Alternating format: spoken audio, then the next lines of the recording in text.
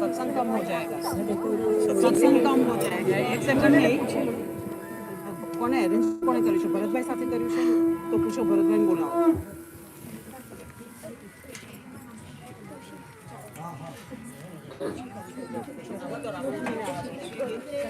જે ગીત બાબાજી મહારાજને આવવા દો. તો પાંચ ये रिकॉर्डिंग जी की रिकॉर्डिंग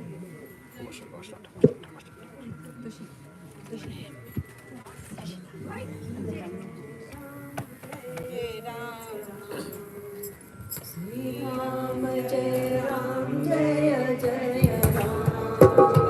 श्री राम जय राम जय जय राम.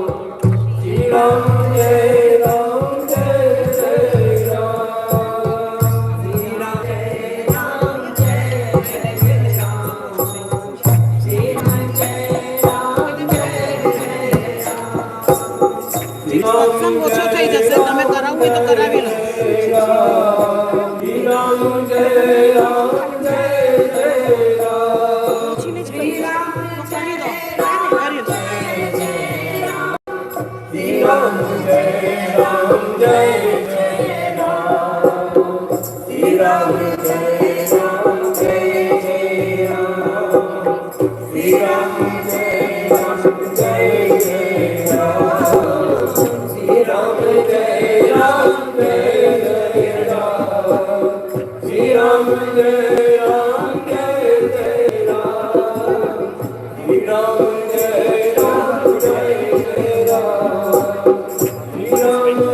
राम जय जय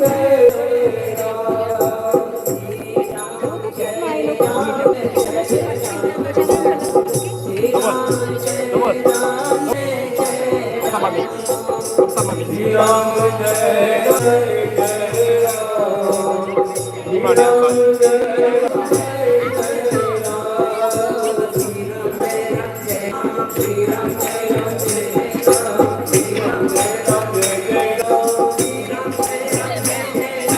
श्री राम जय राम जय जय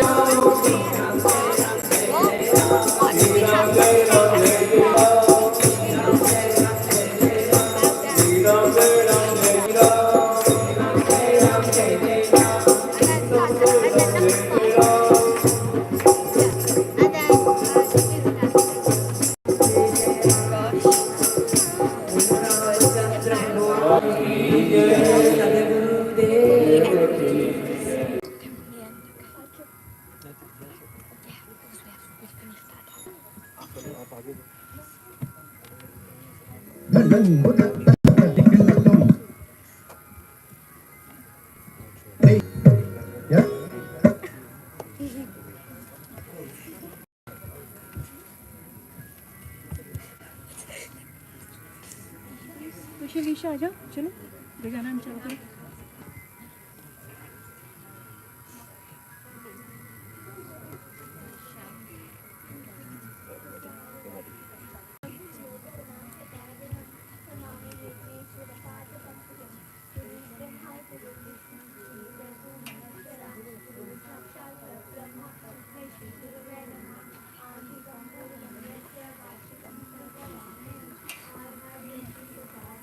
Come here, I want to go there.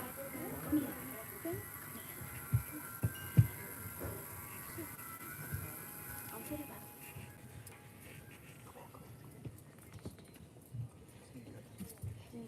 Yeah? Have some distance between you both.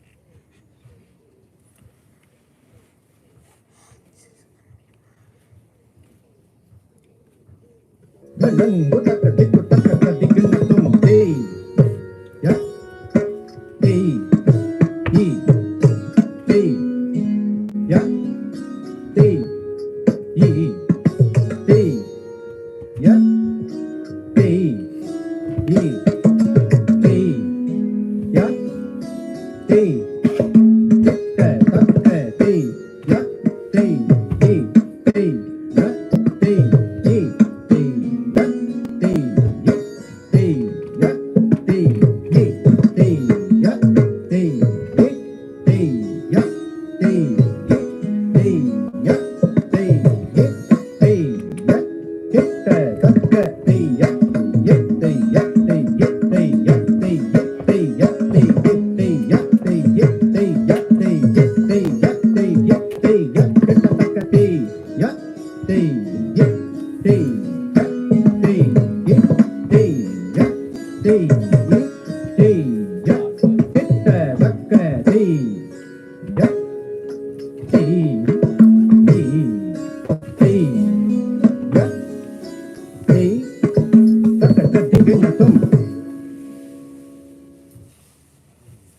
lần bút tắc tích của tắc tắc tích kinh là tùm ta đi đi ta đi đi đi ta ta đi đi ta đi đi đi tích kẻ tất kẻ ta đi đi ta đi đi đi ta ta đi đi ta đi đi đi ta ta đi đi ta đi đi đi ta ta đi đi ta đi đi kết kẻ tất kẻ ta đi ta đi ta ta đi ta đi ta ta đi ta đi ta ta đi ta đi ta đi đi đi ta ta đi đi ta đi đi kết kẻ tất kẻ ta đi đi ta đi đi tất cả các tiếng kinh là tốt.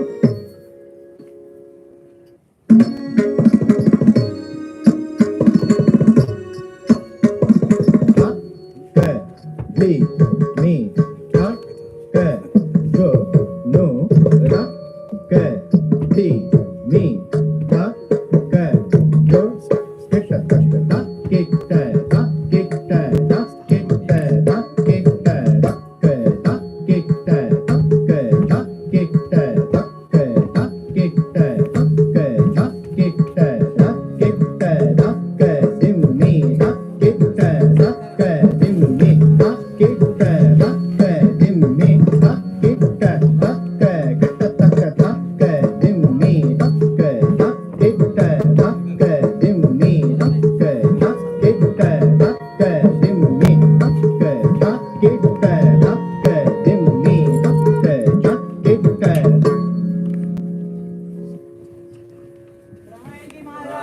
Lần bút tùm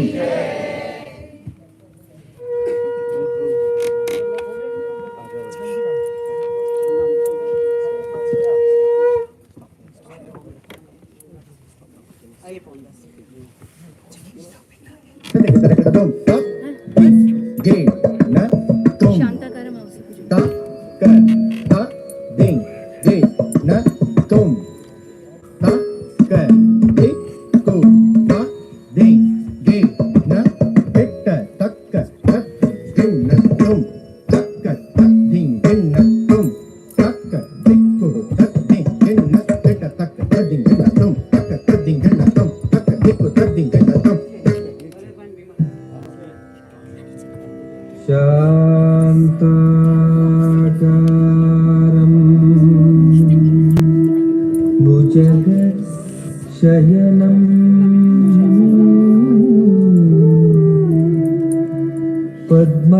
पद्मनाभं सुरेशं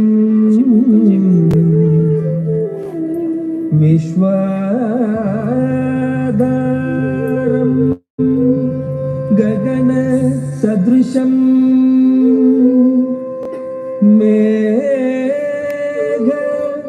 मेघवर्णं शुभाङ्गं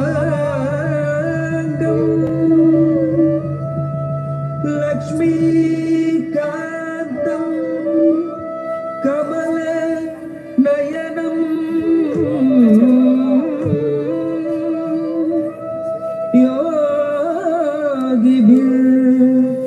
योगिभिर्ध्यान गम्यं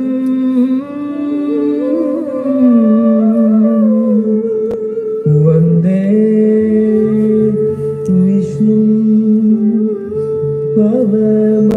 भवभयहरं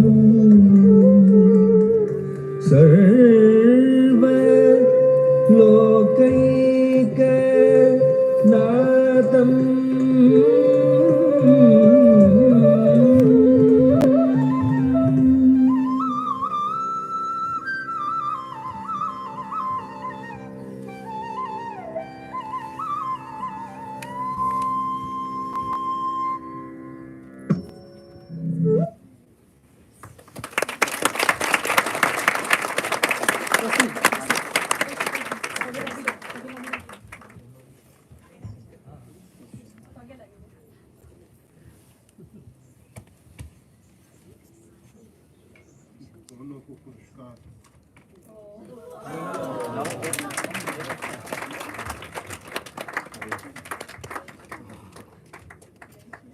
जय Shri Ram.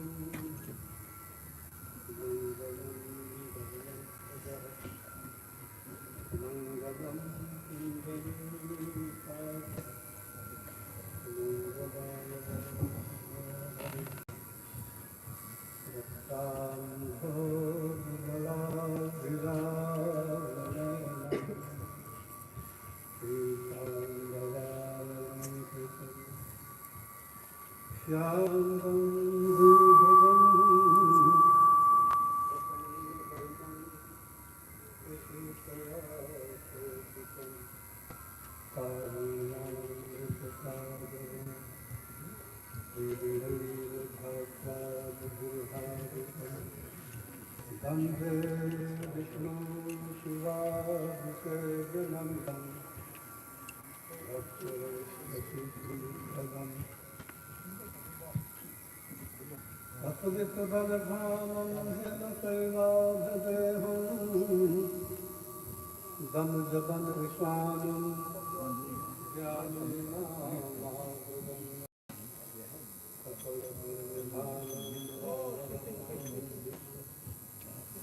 Raghupat Priya Bhaktam Dāsudāsam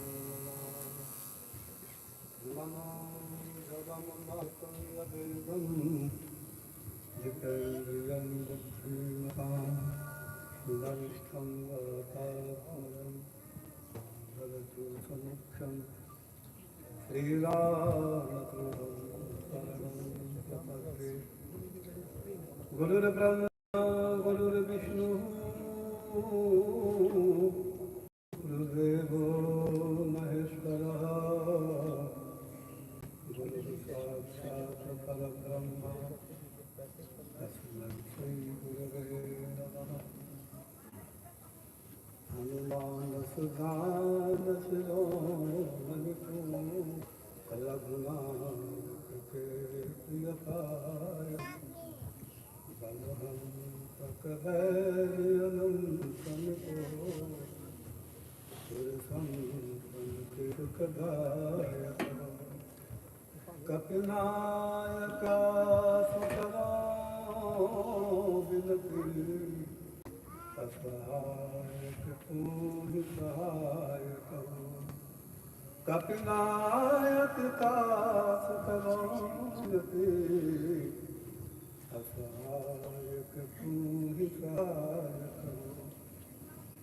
Bhava khed haro nij dasan ke Buddha de kahe sabdaya karo Buddha de kahe sabdaya karo Shri Guru Charana Sarovar Nij mana mukunda Varno Raghu Varno Jata Jodaya Kadata Kulasiya Varama Chandra Bhagavani Hare Krishna bolo Kulasiya Varama Chandra Bhagavani पीछे तो बोली नहीं बोलो जोर से अरे यहाँ तो भगवान का ध्यान ज्ञान सत्संग सुनने बैठे हुए हैं तो जरा दृष्टि पट को खोल दो तब आनंद मिलेगा कैसे कैसे आनंद मिलेगा है दिल का पर्दा खोल के फिर तो आनंद मिलेगा ना बोलो सिया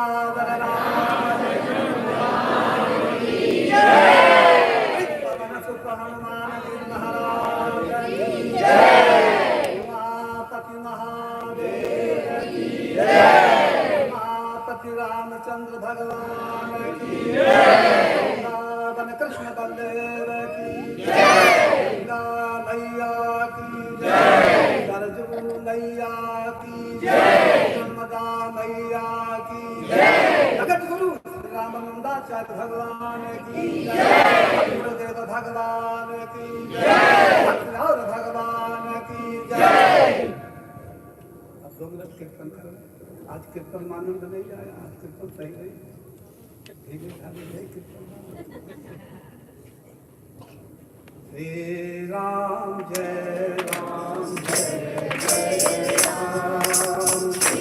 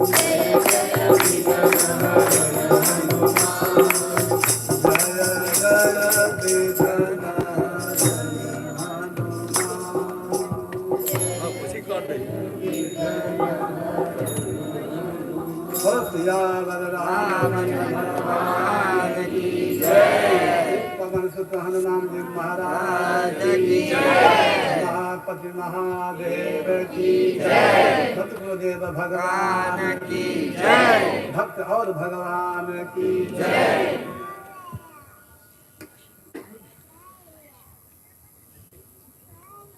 सत्यनिष्ठ धर्मनिष्ठ महामंडल पर सोना मूर्ति श्री रामदास जी महाराज, भाइयों बहनों, अभी हम सबको 2 साल के बाद में ये सौभाग्य प्राप्त हुआ है।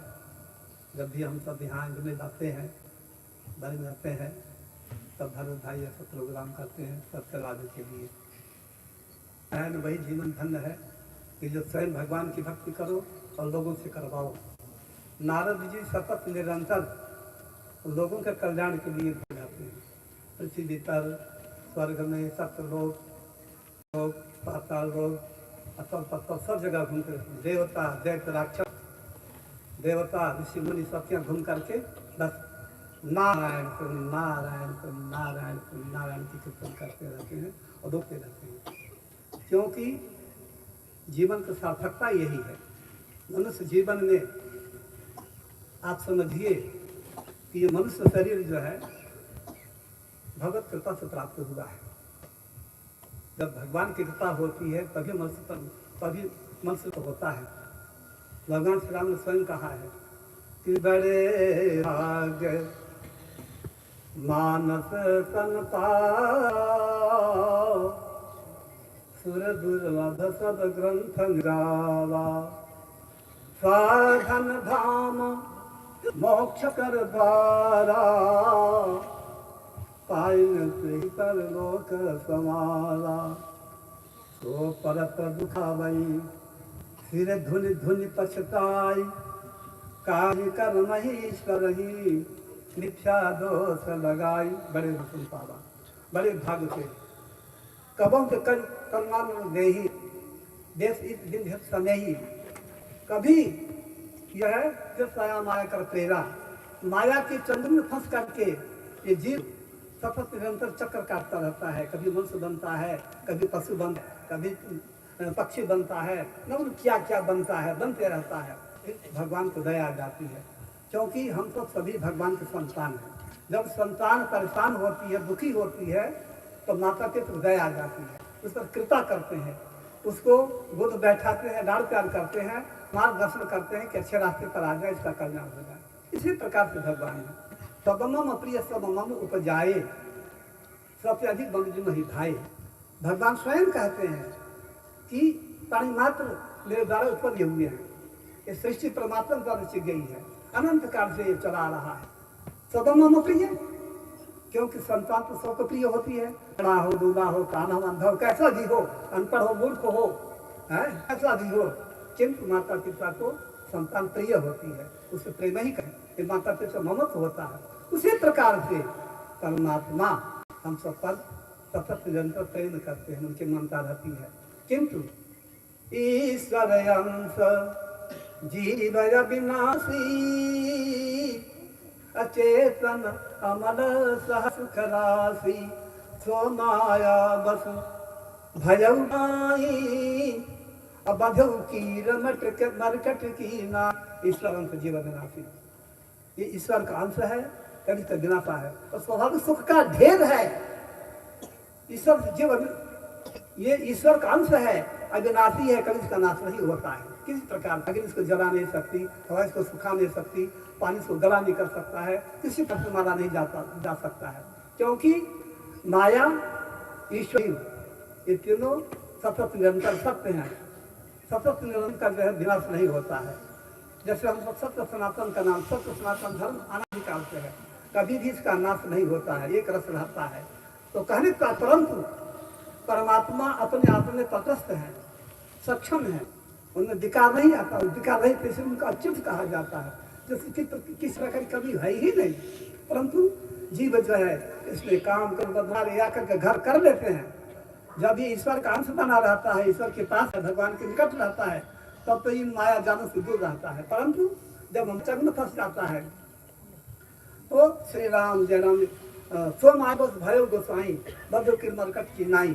जिस प्रकार से एक शिकारी बंदर को कुछ दाना चारा दे करके गड्ढा खोद देता है, जाल बिछा देता है, बंदर हाथ डालता है और शिकारी उसको खींच लेता है, जाल को, जाल फंस जाता है। फंसने के बाद में फिर उसको गांव गांव नचाता है, उसके माध्यम से खाता पीता रहता है। इसी प्रकार से हम सबको माया फंसा रखी है और हम सब कर काट रहे हैं। कोई धन के चक्कर में है, कोई धन के चक्कर में है, कोई बुद्धि के चक्कर में है, कोई मान बढ़ाई के चक्कर में है। आज इसी प्रकार से नाना प्रकार की जो हमारी इच्छाएं हैं, जिज्ञासाएं हैं, उनमें हम चक्कर काट रहे हैं, परंतु हमको शांति नहीं मिल रही, सुख नहीं मिल रहा है।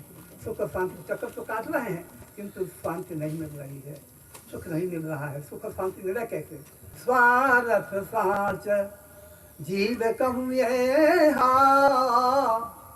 मन क्रम बचन राम पद नेहा। जो सच्चा स्वार्थ तो भूल गए, हम तो नाना प्रकार के चक्कर में गए, माया में फंस गए। बड़े बड़े बिल्डिंग बनाना, धन कमाना ठीक है, बनाना ठीक है, धन कमाना ठीक, सब कुछ काम करना ठीक है, क्योंकि जब हम मृत्यु लोक में आए हैं करना सब सही है। किंतु करने के साथ साथ जो हमारा सही उद्देश्य है, उद्देश्य परमात्मा की भक्ति, परमात्मा समर्पित हो जाना। जब तक हम परमात्मा समर्पित नहीं होंगे तब तक हम करके जो है इसमें बंधे रहेंगे। जिस प्रकार से वो बंदर फंस जाता है, इसी प्रकार से जो तोता है, तोता पपटा सुबह को भी इसी प्रकार से जो है वो शिकारी एक गाड़ता है, उसमें एक जो है उस पर से जो है पुंगी बना देता है और नीचे जो है राम जी की कृपा से दाना डाल देता है। तोता आता है, बैठता है, उसका मस्तक नीचे झुक जाता है और संसार में बंध गया। आकर के शिकारी पकड़ लेता है और ले जाकर पिंजरे में बंद कर देता है। कार से हम सब पिंजरे में बंधे हुए हैं। तो श्री राम जय राम जय राम।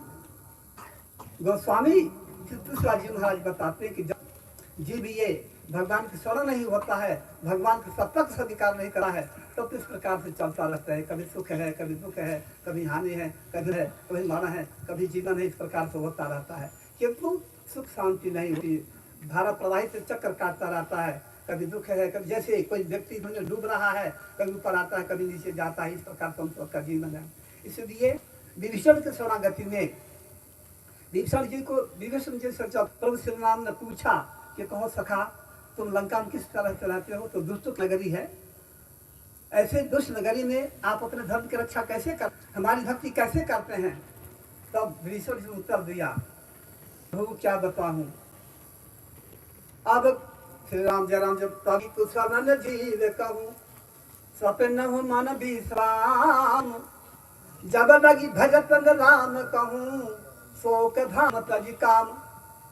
विभीषण जी कहते प्रभु जब तक जीव आपके सम्मुख नहीं होता है, जब तक आपके शरण को सहारा नहीं देता है, जब आपके शरण समृद्ध नहीं हो जाता है, तब तक इसको कुशल कहाँ है, कल्याण कहाँ है, सुख कहाँ है।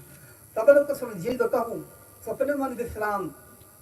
तब तक इस जीव को जागृत नहीं कर कहे, स्वप्न में भी इसको सुख शांति नहीं मिल सकती है कि जब तक आपके चरण कमलों का आश्रय ले। तो सब जो सभी सो को काम है, ये कामना हमारी जो हमको भटका रही है, हैं? जब तक कामना है तब तक भटकते रहते हैं। जन्म ही होता है जब तक हमारी इच्छा है, इच्छा पूर्ति करने के लिए जन्म होता है। और जिस दिन हम निष्काम हो जाते हैं, किसी प्रकार की कामना नहीं रहती है, किसी प्रकार की जिज्ञासा नहीं रहती है, तब हम मुक्त हो जाते हैं। फिर हमें इस धराधाम में आना पड़ता है, फिर हम सबको श्री राम जय राम जन्म मर के चक्कर में नहीं आना है। तो विभीषण जी श्री राम जय राम विभीषण जी भगवान के शरण क्यों आए कि जब जीव परिवार से छोड़िया जाता है, जब कोई प्रेम नहीं करता, कोई सहयोग नहीं करता, तब हमको ज्ञान आता है, तब हम भगवान को समझते हैं कि चलो भाई कहाँ हमको छौर मिलेगा, कहाँ स्थान मिलेगा, कहाँ हमको व्यवस्था मिलेगी। अंतिम में तब जब सब तरह से ठुकरा दिया जाता है, अपमानित कर दिया जाता है, त्याग दिया जाता है, तब भगवान दिखाई देते हैं, भगवान स्वरूप दिखाई देते हैं। इसी प्रकार से यद्यप करके विभीषण भगवान के परम भक्त रहे हैं।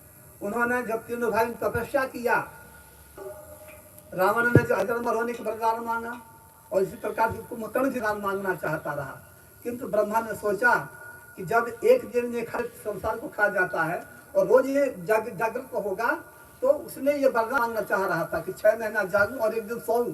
तो ब्रह्मा ने सोचा कि इस प्रकार से हो तब तो सृष्टि ही नष्ट हो जाएगी, कोई रहेगा ही नहीं। तो उन्होंने सरस्वती को प्रेरित किया, माता सरस्वती ने उसकी बुद्धि को फेर दिया और उसने 6 महीना सोने एक दिन जागने का वरदान मांगा। और जब विभीषण के पास में ब्रह्मा गए, उन्होंने कहा कि प्रभु हमको तो भगवान की भक्ति चाहिए, क्योंकि भगवान कल्याण करने वाली है, भगवान का चरण स्मरण ही कल्याण करने वाला है, अन्यथा कोई अधिकार कल्याण करने वाला नहीं है। रावण कई युगों तक भोग भोगा, किंतु अंतिम में उसको काल के गांव में जाना ही पड़ा। आज हम जो है रावण की निंदा करते हैं, जब करके रावण विद्वान भी था, तंत्र मंत्र भी जानता था, भगवान शंकर का परम भक्त भी था, किंतु बल पा करके, बुद्धि करके, अधिकार पा करके, धन दौलत पा करके जो व्यक्ति उसका सत्योग नहीं करता है, फिर अंतिम में वही कुछ का साथ नहीं देता है और अंतिम में जो है नरकगत होता है। तो मैं विशेष आगे नहीं बढ़ूंगा, मैं यही कहना चाहूंगा। आपको हमारे श्री रामदास जी महाराज आप बता पाएंगे कि जीव के गति कैसे, कल्याण कैसे होगा, भगवान भक्ति क्या होती है, कैसे क्या होती है, क्योंकि आगे बढ़ूंगा तो फिर ज्यादा हो जाएगा। इन्हीं शब्दों के साथ साथ मैं यही कहूंगा, इस बात को कार बताएंगे आपको क्या। तब लगी कुशल जीव कहूँ, स्वप्न मन विश्राम, जब लगी भजत राम का शोक धाम तज काम। तब तक जीव का कल्याण होगा जब तक सभी शोकों का धाम घर काम है, कामना है, उसको क्या कर भगवान भक्त नहीं करता है, उसका कल्याण होने वाला नहीं है। अब आगे कल्याण बात होगी, वो हमारे श्री गुरु भाई रामदास जी महाराज आपको अमृत में अपने बच्चों को संतुष्ट करेंगे। इन्हीं शब्दों के साथ साथ वाणी को विश्राम देता हूँ। रामचंद्र भगवान की जय, उमापति महादेव की जय, रमापति रामचंद्र भगवान की जय, रावण कृष्ण बलदेव की जय, जगत गुरु श्री रामानंदाचार्य भगवान की जय, सदगुरुदेव भगवान की जय, भक्तर भगवान की जय। जय श्री सीताराम।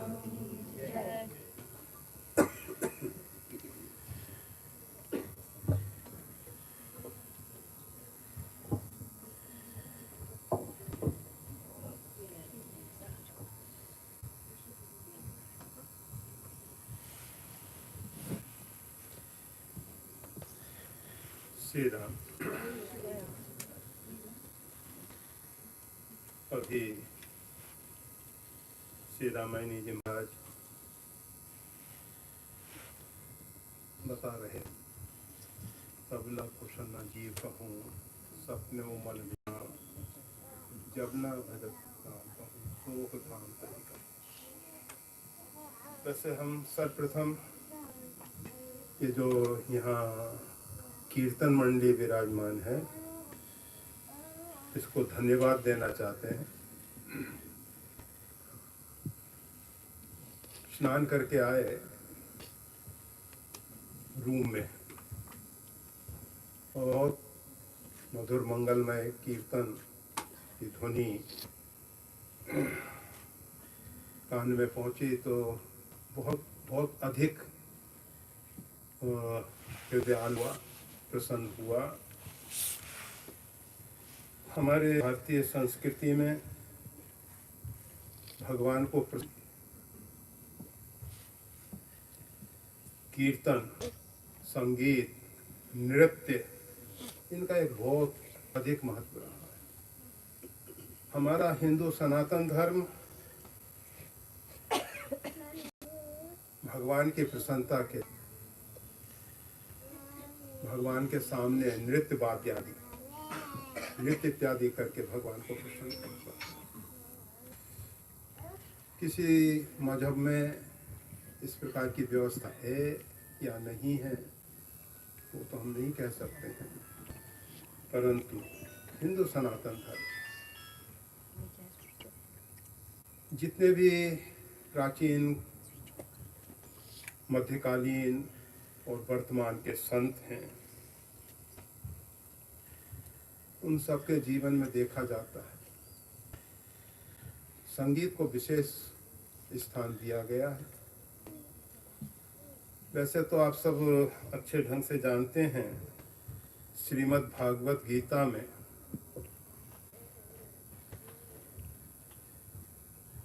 दसम अध्याय में भगवान कृष्ण कहते हैं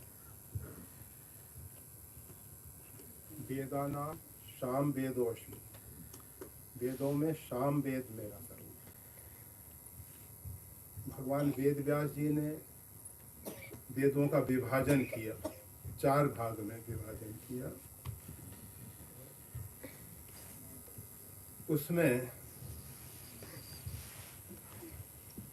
ऋग्वेद, जिसको सभी लोगों ने एक मत से प्राचीनतम ग्रंथ के रूप में स्वीकार किया है। यजुर्वेद है, अथर्ववेद है और सामवेद है, 4 वेद। भगवान सामवेद को ही इतना महत्व क्यों दे रहे हैं? अन्य वेदों में मानव जीवन के लिए मार्ग प्रदर्शित किया गया है। ऋग्वेद कहता है मनुर्भव, मानव बनो। अभी हम वन में शरीर से, आकृति विशेष से मानव का है, पुतला है। अभी मानवता हम में नहीं आई।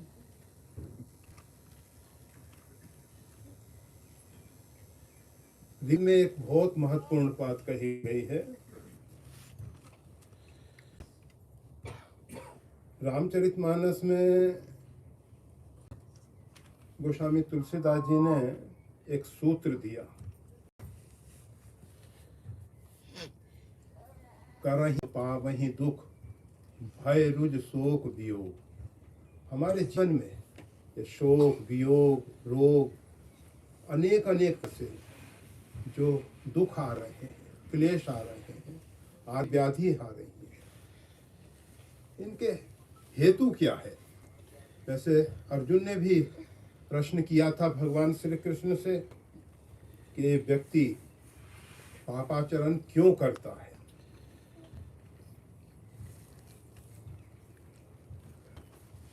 ऋग्वेद हम सबको एक सूता है। वैसे तो अष्टादश पुराणेषु व्यासस् वचनम द्वयम, 18 पुराणों में व्यास ने पाप और पुण्य इन दोनों के विषय में विस्तृत चर्चा करते हुए इनकी बृहद व्याख्या की। फिर भी ऋग्वेद ने एक सूत्र में हम सबको बता दिया कि पाप क्या है, पाप क्या है। 18 पुराण में जो व्याख्या है, वेदों की व्याख्या इन पुराणों के माध्यम से, पवित्र आर्ष ग्रंथों के माध्यम से समझा जा सकता है। तो ऋग्वेद कह रहा है केवलादो भक्ति केवलाघो भक्ति, केवल अघ वही है, केवल पाप वही है जो केवल अपने लिए जीता है। अगर हमारा जन्म केवल हमारे लिए है तो हम पापी, संसार में कोई नहीं। और कर पावहि दुख, अगर हम पापाचरण करते हैं हमारे जीवन में दुख आता है, क्लेश आते हैं, आदि व्याधि होती है। आदि अर्थात आदि भौतिक रोग, व्याधि आर्थिक रोग। इन सब का मूल कारण क्या है? पाप। हमको अपने जीवन की विचारधारा, सोचने के ढंग को बदलना होगा। अगर हम देखा कि कार्य करेंगे, जिसको भगवान श्री कृष्ण ने कहा संगात संजायते कामः कामात् क्रोधो अभिजायते, क्रोधात् भक्ति सम्मोह।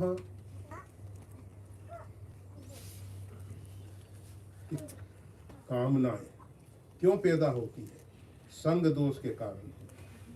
हम देखते हैं कि अमुक व्यक्ति इस प्रकार के ऐश आराम को भोग रहा है, उसके जीवन में विलासिता है, अच्छा बंगला है रहने के लिए, अच्छी गाड़ी है, अच्छा परिवार है, सब प्रकार से दिखाई देता है कि वो सुखी हो रहा है। हमारे मन में भी ऐसा, परंतु वास्तव क्या है वो व्यक्ति जानता है। कितने क्षणों के लिए उसका चित्त शांत होता है। गीता में स्पष्ट भगवान ने कहा, रशांतस्य कुतो सुखम। हमारा चित्त अशांत है तो हमको कहाँ है। आप देखते हैं, आपको जो अतिशय प्रिय भोजन है वो आपके सामने रखा हुआ है, आप बड़े प्रेम से परिवार के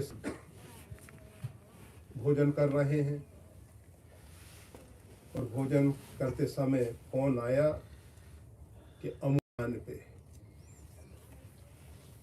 दुर्घटना घटित हुई है जिसका आपके साथ संबंध है,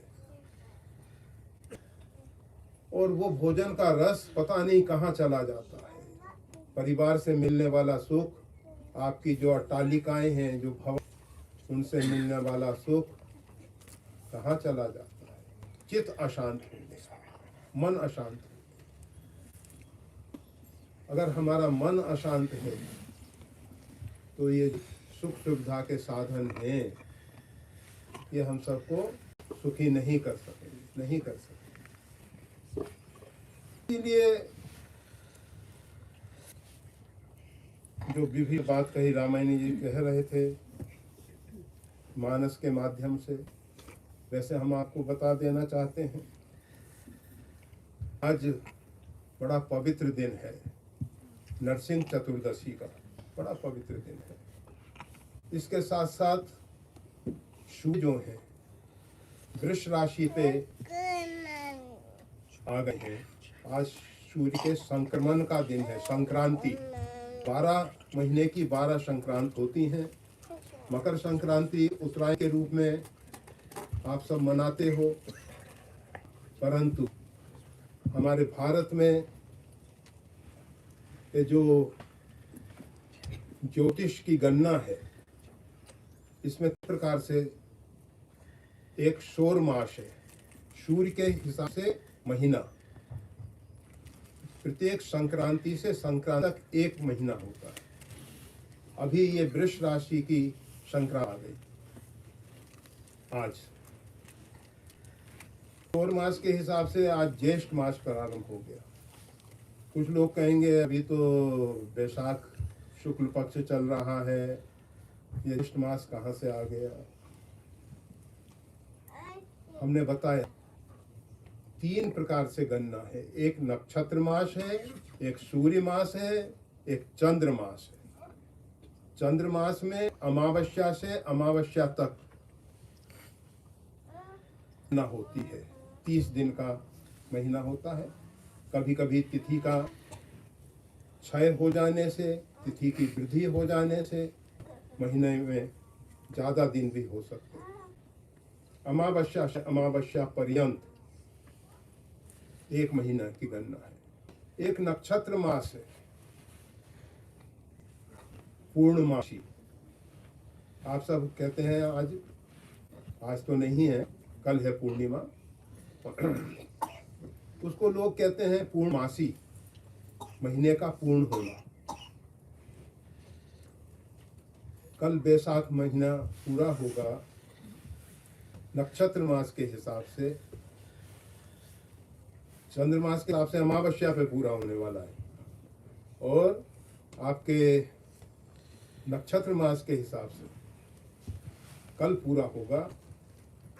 जो नक्षत्र पूर्णिमा के दिन आकाश में पूर्व दिशा में उदित होता है, उसके आधार पे ये महीनों के नाम हैं।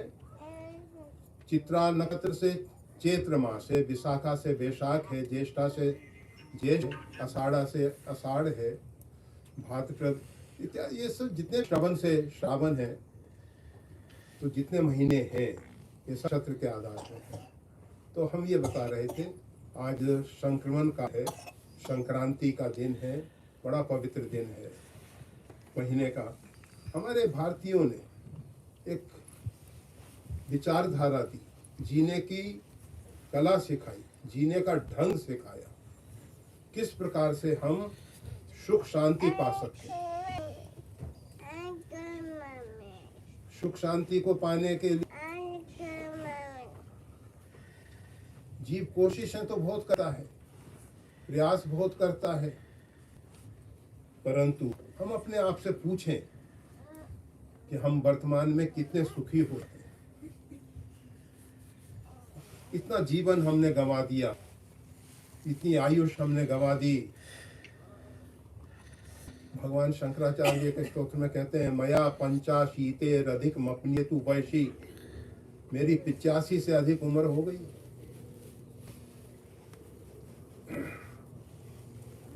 उम्र हो जाए फिर भी सुख शांति नहीं मिल पाती। एक दिन हमारी महायात्रा, महाप्रयाण, शव यात्रा, तब तक शांति नहीं। फिर लोग कहते हैं कि अब ये चिर निद्रा में सो गया, परंतु वास्तविकता कुछ भिन्न है। जातशी ध्रुवो मृत्यु, जिसका जन्म है उसकी मृत्यु अवश्यंभावी है। जीवन में कुछ घटना घटे या ना घटे, परंतु एक सुनिश्चित तथ्य ऐसा है जो घटित होके ही रहेगा। मृत्यु को कोई नहीं टाल सकता। कहा जाता है, केरल की घटना है, भारत का एक प्रांत केरल रमणीक स्थान है, बहुत रमणीक, समुद्र तट पे बसा हुआ केरल प्रांत, जिसमें बहुत बड़ा हरा भरा क्षेत्र है। वहां की घटना है। तो एक मस्त फकीर, मस्त संत मसान में अपना भोजन बना रहे। उन्होंने दूसरा स्थान नहीं चुना मसान, क्योंकि मसान में भीड़ नहीं, शांति से अपने भोजन लाएंगे। परंतु संध्या हो रही थी, वहां भी भूत प्रेत इत्यादि, ए बाबा, ए फक्कड़, उठो यहां से। अरे भाई, भोजन लेने दो मेरे को, आप सबको क्या तकलीफ हो रही है? यहाँ हम सब नृत्य करेंगे, अभी हमारी स्वामिनी आने वाली है। काली की सेविकाएं, महाकाली जो है भगवान शंकर के साथ रमन करती, कालों के काल महाकाल, इसलिए उसको महाकाली कहते हैं। और उसकी सेविकाएं भी बहुत काली के रूप में है। तो कहा कि हमारी स्वामिनी आएगी, नृत्य होगा। अरे दूसरी जगह नृत्य कर लो, इस जगह क्या परेशानी? नहीं नहीं, ऐसा नहीं हो सकता है। देखो, कुछ भी करो, मैं बिना भोजन बनाए यहाँ से हिलने वाला नहीं। मैं यहाँ भोजन बनाऊंगा। ठीक है, बनाओ। तब तक उनकी कालिका आ गई। स्वामिनी के चरणों में सबने वंदन किया, प्रार्थना की कि माँ, हमने तो बहुत निवेदन किया, बहुत प्रार्थना की, परंतु ये हटने के लिए तैयार नहीं है। काली ने कहा, मैं तुम पर प्रसन्न हूं, तुम काल से भी नहीं डरते। जो व्यक्ति काल से नहीं डरता, वैसे हम सब के गुलाम हैं, सब काल से भयभीत है, मृत्यु से भयभीत है। आप सब अपने जीवन में देखते हो, हम जन्म के साथ मृत्यु से संघर्ष करना शुरू कर देंगे। जन्म के साथ मृत्यु से संघर्ष। मृत्योर माँ अमृतम गमय, हमारे यहाँ कहा जाता है, हमको मिट्टी चाहिए, हमको अमृत चाहिए, अमृत चाहिए। हमारी यात्रा अमृत की ओर हो। हम जन्म जिस प्रकार से लिए हैं उसी प्रकार से मर जाएं, अच्छा नहीं। हमारी यात्रा अमृत होनी चाहिए। सब भयभीत हैं, उससे संघर्ष कर रहे हैं। हम श्वास क्यों लेते हैं? के लिए लेते हैं। श्वास बंद करके देख लो, छटपटाने लग जाएंगे, हम व्याकुल हो जाएंगे, परेशान हो जाएंगे। हम नहीं चाहते कि मृत्यु हो। थोड़ा सा भी शरीर में रोग आता है, हम चिकित्सक का सहारा लेते हैं, डॉक्टर वैद्य का सहारा लेते हैं।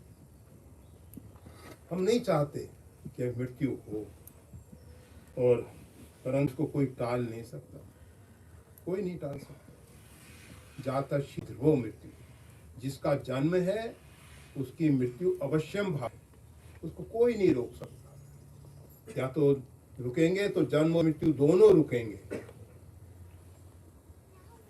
और कोई केवल चाहे कि मृत्यु को रोक दें, संभव नहीं, संभव नहीं। उस काली ने कहा कि मैं बहुत प्रसन्न हूं, अभी तक मैंने ऐसा कोई निर्भय व्यक्ति नहीं देखा जो मृत्यु से भी नहीं भयभीत होता। मेरे अनुचरों ने अनेक प्रकार से आपको प्रताड़ित किया, आपको हटाने की कोशिश की, पर आप निर्भय, अभी भी निर्भय हैं, आपको मृत्यु का भय नहीं है। मैं प्रसन्न हूं, बोलो क्या चाहते हो? कहा अगर दे सकते हो तो आप पहले तो मेरे को ये बताओ मृत्यु कब होने वाली है। उस काली ने बता दिया गणना करके कि हाँ अमुक समय तुम्हारा काल आने वाला। कहा इसमें से एक पल पूर्व या एक पल के बाद मेरी मृत्यु हो, का ये संभव नहीं है। कहा फिर तुमसे क्या वरदान मांगे? तो हम ये बताना चाहते हैं, जीवन सुनिश्चित है, अमुक समय मृत्यु आएगी ही, परंतु मृत्यु से पहले, आने से पहले हमको उस अमृत को पाना है, हमको यश की प्राप्ति करनी है, हमको पूर्ण काम होना है, आप्त काम होना है। आप्त काम अर्थात जिसको पाने के बाद कुछ पाना शेष नहीं रहता, जिसको जान लेने से कुछ जानना शेष नहीं रहता। हमारी जितनी भी जिज्ञासाएं हैं उन सब का समाधान हो, हम उस परम स्थिति में पहुंचे, परम सुख, परम शांति। इसके लिए हमको मन मिला है। आहार रीति के विषय में अजगर करे न चाकरी, पंछी करे न ठाव, दास मल्लू का यूं कहें सबके राम। अजगर, अरे बड़े बड़े हिरण जैसे पशु को ऐसे ही निगल जाता है, बहुत आहार करता है और खूब सोता है। और एक महत्वपूर्ण सूत्र वो बता दें, प्रसंगानुकूल बताना आवश्यक लग रहा है। अजगर के अंदर प्रकृति ने एक ऐसा रस दिया है, एक रस दिया है। वो रस उसकी जो आहार मृग इत्यादि पशुओं को सीधा निगल गया है, दांत से चबाने का काम नहीं करता। तो रस जो है पचा देता है, डाइजेस्ट कर देता है।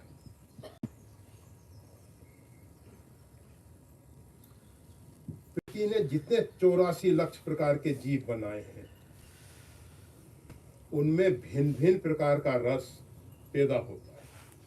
शरीर में भिन्न भिन्न प्रकार का रस पैदा होता है। गाय और भैंस लगभग समान दिखाई देते हैं, इनका लगभग समान है, लगभग समान, परंतु रस में दोनों में अंतर है। गाय के अंदर बनता है गाय का दूध और भैंस का दूध, दोनों में अंतर है। और गाय में भी जो एक है और A1 ये जर्सी गाय, जर्सी हम सब तो नहीं मानते उसको गाय, वो तो मांसाहारी लोगों ने मांस के लिए एक वन पशु था जिसका शिकार करना कठिन होता था, तो उसके लिए ये जर्सी गाय तैयार की, परंतु देखा कि तो बहुत अधिक दूध देती है, दुधारू है, तो उसको मैं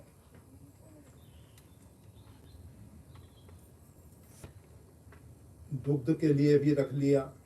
परंतु जो जर्सी गाय का दूध है स्वास्थ्य के लिए अच्छा नहीं, भैंस का दूध है स्वास्थ्य के लिए अच्छा नहीं है।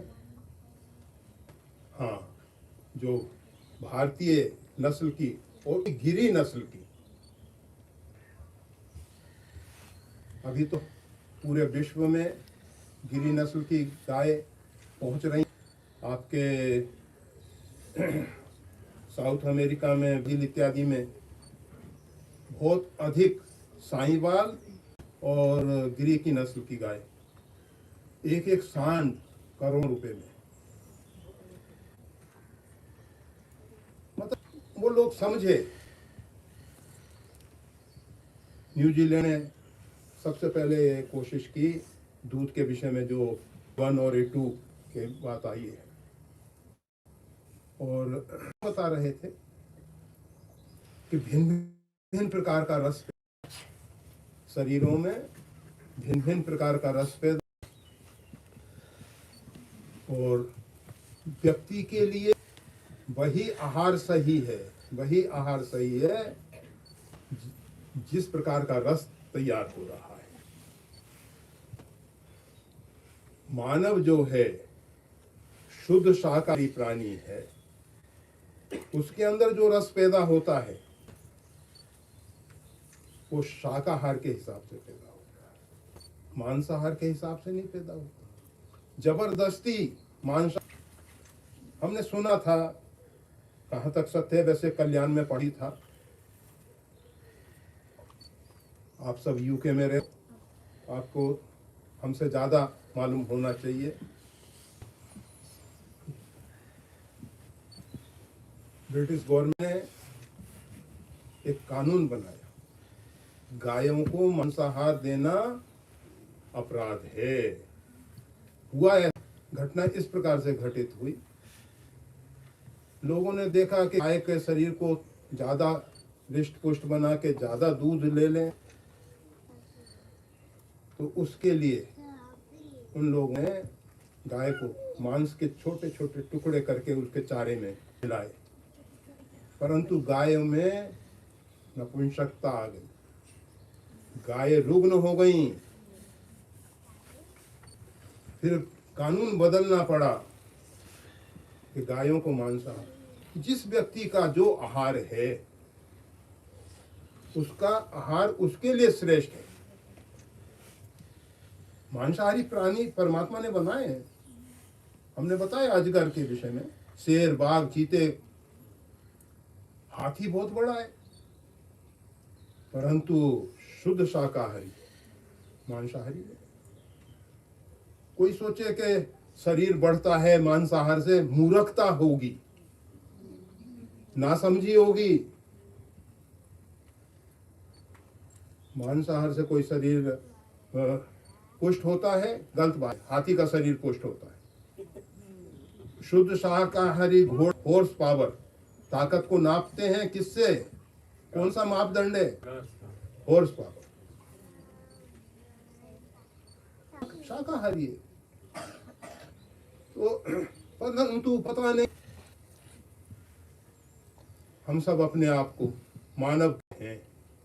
रामायणी जी बता रहे थे, रामचरितमानस में लिखा है, बड़ा पवित्र ग्रंथ है रामचरितमानस, और बड़े भाग मानुष तन पावा। क्यों विशेष है ये मानव शरीर? क्योंकि इस शरीर के माध्यम से हमको विवेक और बुद्धि प्राप्त होती है। पशुओं में अल्प बुद्धि है, विशेष बुद्धि नहीं है। हमारे ऋषिकेश आश्रम में एक गाय थी, पुजारी जी जानते हैं, ये ऋषिकेश आश्रम में अभी तो वर्तमान में वैसे महामंडलेश्वर बन चुके हैं, ये तो आप सबके सामने नीचे बैठे हुए हैं। तो गौ माता की सेवा और संतों की सेवा का श्रेय इनको ही है, ऋषिकेश आश्रम।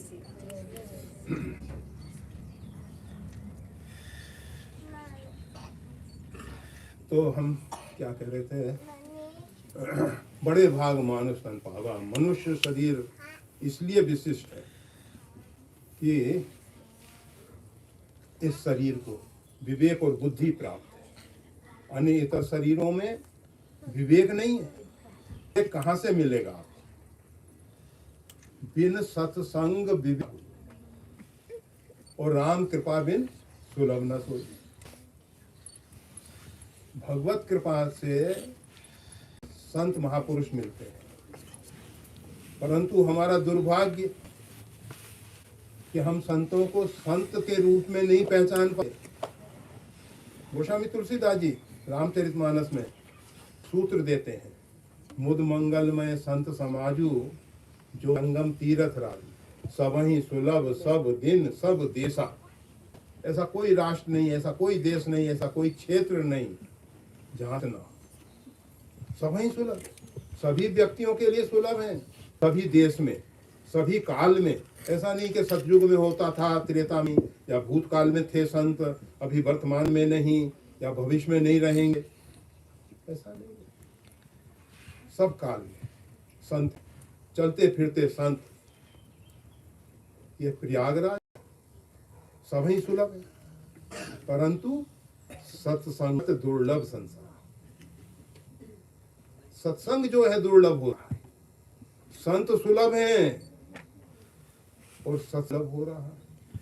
कारण क्या है? हम संतों को पहचान नहीं पाते। आप सबके बीच में भी संत हो, आप सब रामचरितमानस पढ़ते हैं, सुनते हैं। विभीषण जैसे संत लंका में निवास करते हैं। रावण क्या कहता है? करत राज लंका सठ। विभीषण को सठ कह रहा है, मूर्ख। उसकी दृष्टि में राज वैभव श्रेष्ठ है, रावण की दृष्टि में। वो संतों को नहीं पहचान सकता। संतों के जीवन में त्याग समर्पण होता है। संतों का जीवन सर्वदाय होता है, बहुजन हिताय होता है। उनका संत स्वभाव सहज खगराया, पर उपकार वचन मन गाया। वाणी से, क्रियाओं के द्वारा परोपकार में लगे रहते हैं। परोपकार में कैसे समाज सुखी हो, किस प्रकार से जीवन में कल्याण प्राप्ति हो, किस प्रकार से निःश्रेयस की हम प्राप्ति करें, किस प्रकार से हमारा अभ्युदय हो। हनुमान जी जैसे संत लंका में प्रवेश कर रहे हैं और वहां लंका की अधिष्ठात्री देवी, नाम लंकनी एक निश्चय, सो कह चरनी जाने ही नहीं मरम सठ मोरा। हनुमान जी को सठ, हनुमान जी को चोर कह रही है। हनुमान जी जैसे संत को पहचानना बड़ा कठिन, बहुत कठिन। किए कुबेश साध मानु, जिम जग जाम बंत हनुमान। हनुमान जी और जामवंत जी रामचरितमानस में संत का साधु कहे, परंतु वेश इनका क्या है? वानर रूप है। देखो, शरीर की आकृति का कोई ऐसा महत्व नहीं है। हम शरीर से कितने ही आकर्षक नजर आए, कितने ही लोगों को आकर्षित कर लें अपने, परंतु उसका महत्व नहीं है। संतों की दृष्टि में गोस्वामी तुलसीदास जी वंदना प्रकरण में रामचरितमानस में कहते हैं कि पति रीछ निशाचर राजा अंगदादि जे की समाजा, बंदों तिनके चरण सुहाए। गोस्वामी तुलसीदास जी कहते हैं कि इनके चरण बड़े सुंदर हैं। किसके? बाण, भालू, इनके शरीर कैसे होंगे, हैं बंदर भालू खूब देखे हैं, उनका पैर कैसा है वो भी देखा होगा, उसका सौंदर्य आप जानते होंगे। परंतु गोस्वामी जी को बड़े सुंदर लग रहे हैं। बंदों तिनके चरण सुहाए, उनके चरण बड़े सुंदर है। क्यों? किसी ने पूछा कि महाराज ऐसा सौंदर्य क्या? चाइना में तो पैरों को, महिलाओं के पैरों को छोटा करने के लिए पहले लोहे के जूते पहनाए जाते थे जिससे पैर छोटा। और वैसे एक ज्योतिष की भी बात है कि जिसके सिर बड़े हों और पैर छोटा हो वो श्रेष्ठ व्यक्ति है, श्रेष्ठ व्यक्ति। तो परंतु जबरदस्ती बनाने से कोई नहीं बनता है, जो भी हो। तो उनके चरण सुहाए, किसके? बंदर और भालुओं के।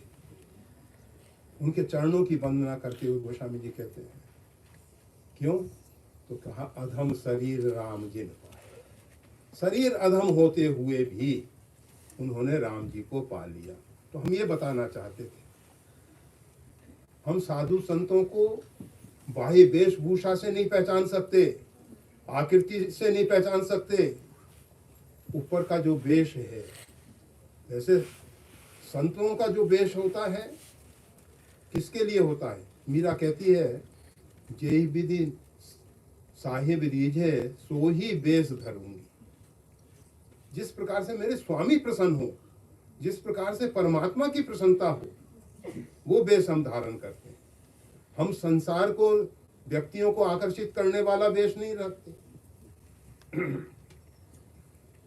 तो आहार के विषय में हम थोड़ा सा बता रहे थे और बहुत आपको मालूम होगा आज हमारे जीवन में अशांति क्यों है। ये जो सूत्र रामायणी जी ने दिया है ना, उसी के विषय में चर्चा हो रही है, उससे बाहर नहीं है कहीं। हम सबसे पहले आहार शुद्धि, अगर हमारा आहार शुद्ध नहीं है, भोजन का रस हार्मोन्स तैयार करता है, वो हार्मोन्स हमारी बुद्धि को प्रभावित करते हैं। अगर हमको सही दिशा में सही निर्णय लेना है, हमारी बुद्धि सही निर्णय ले, सही विचार करें हम, उसके लिए ये परम आवश्यक है। आप रामचरितमानस में देखते हैं, कुंभकर्ण को रावण ने जगाया, असमय में जगाना पड़ा।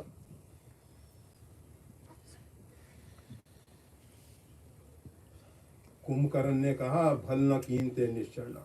हे राक्षस राज, तुमने अच्छी बात नहीं की, अच्छा काम नहीं किया। जगदम्बा भगवती आदिशक्ति जगदम्बा पराम्बा श्री सीता जी का हरण करके आ गया तू। अब चाहे कल्याण, अब तू अपना कल्याण चाहता है। जगदम्बा माँ है वो, उसको कोई अपहरण करके जबरदस्ती अपनी भार्या बनाना चाहे, वो भोग्या नहीं है, वो भगवती है, आदिशक्ति है। और या देवी सर्वभूतेषु मातृ रूपेण संस्थिता। ऐसा नहीं सोचना कि आदिशक्ति भगवती जगदम्बा के लिए ही है। या देवी सर्वभूतेषु, सभी प्राणियों में मातृ रूपेण, माँ के रूप में। रावण ने कहा कि इसकी बुद्धि तो बड़ी शुद्ध दिखाई दे रही है। और हर एक व्यक्ति जब रात्रि में प्रगाढ़ नींद से जागता है ना, तो बुद्धि शुद्ध होती है। क्यों शुद्ध होती है? हम रात्रि में जब प्रगाढ़ नींद में सोते हैं तो हृदय स्थान में हमारा मन होता है और उसके साथ साथ नारायण, ईश्वरा सर्वभूतानाम हृदय देशे तिष्ठति।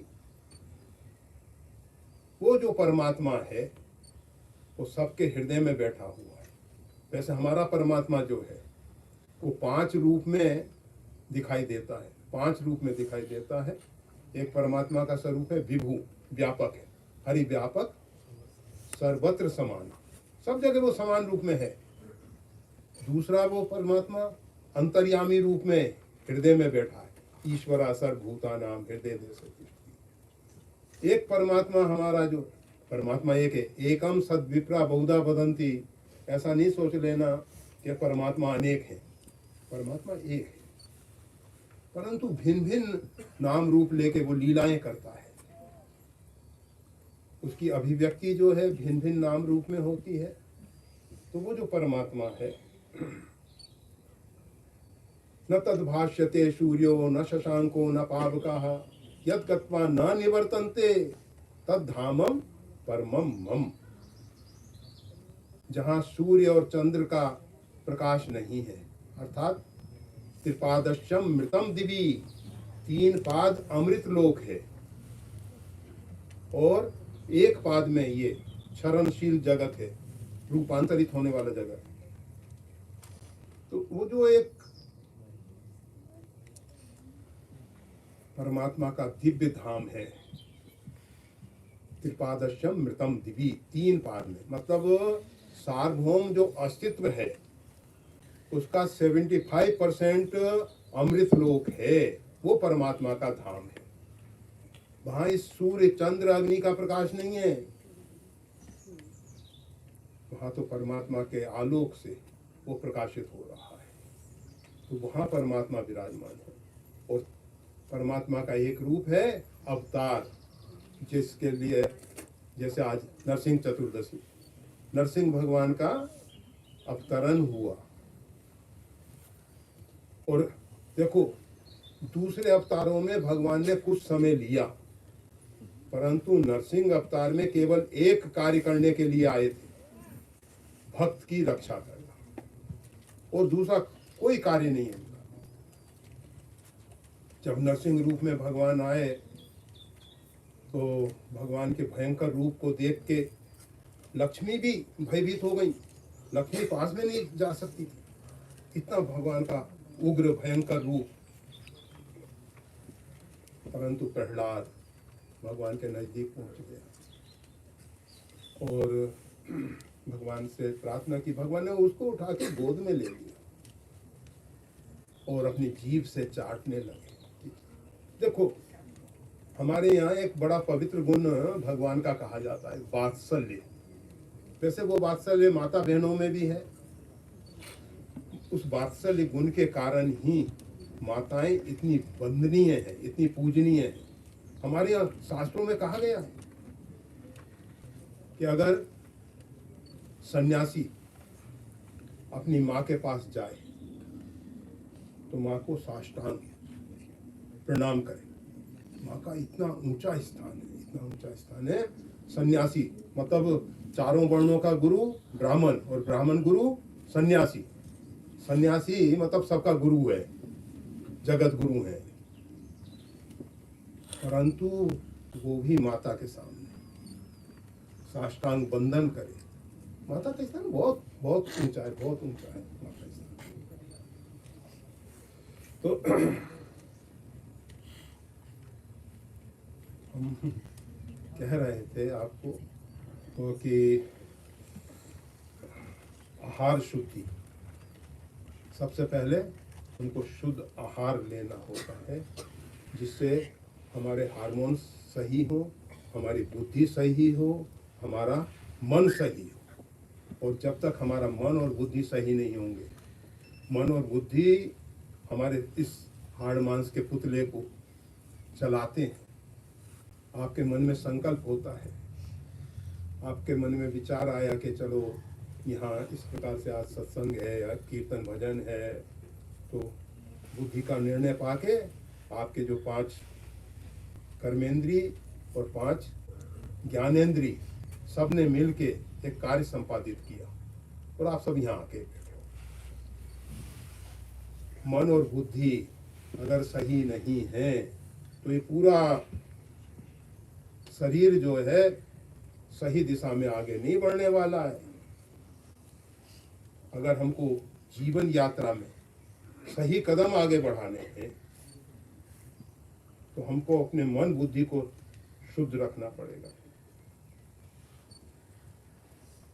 तो हम थोड़ी कुंभकर्ण की बात कर रहे थे। रावण ने कुंभकर्ण को जगाया और कुंभकर्ण ने कहा कि जगदम्बा का हरण करके आ गया तू रावण, तूने अच्छा नहीं किया, अब बेकार मेरे को क्यों जगा रहा है। रावण के मन में विचार आया कि अब तो ये विभीषण जैसे कहीं भगवान के शरणापन्ना हो जाए, भगवान की शरणागति न स्वीकार कर ले, आप तुरंत इसकी बुद्धि बदलो।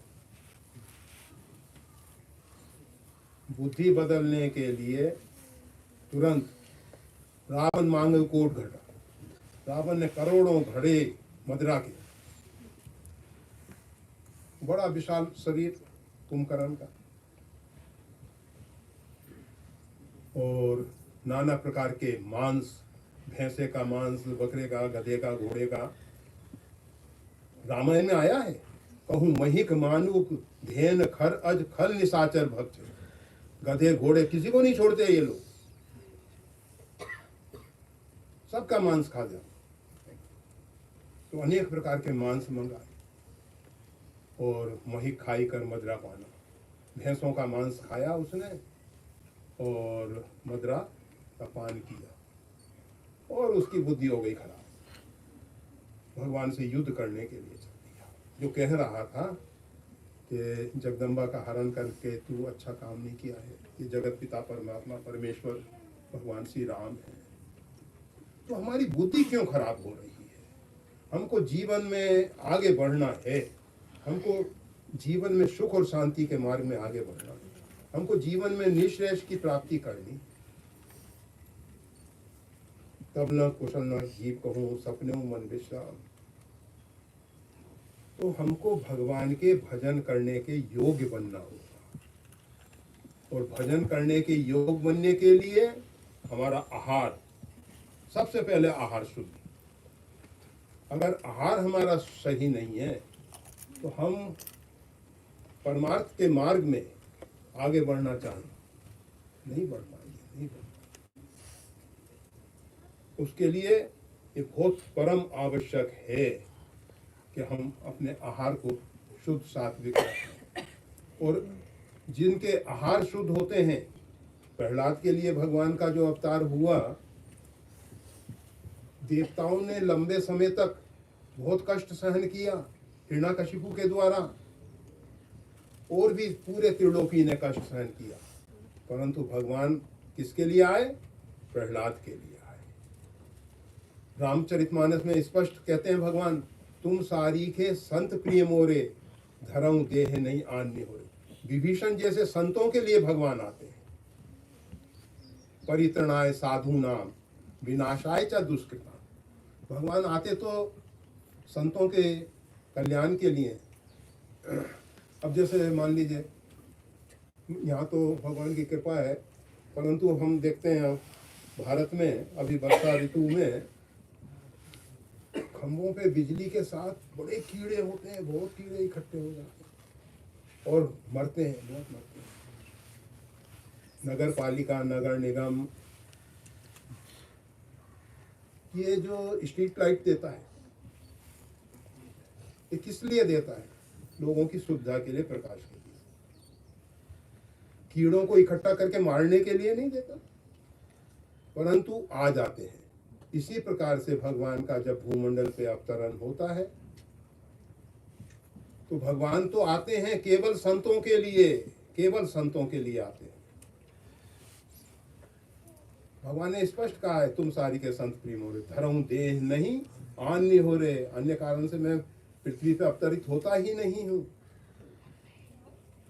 और संतों के जीवन में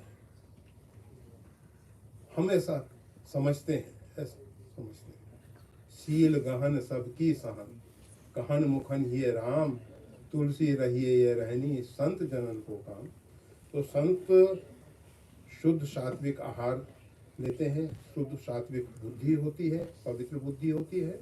हमको परमार्थ पथ में आगे बढ़ना है, भगवान के मार्ग में आगे बढ़ना है, तो हमको अपने जीवन में सबसे पहला कार्य, हमको एक संकल्प लेना चाहिए, दृढ़ संकल्प हृदय से, कि इस प्रकार के अभक्ष्य पदार्थ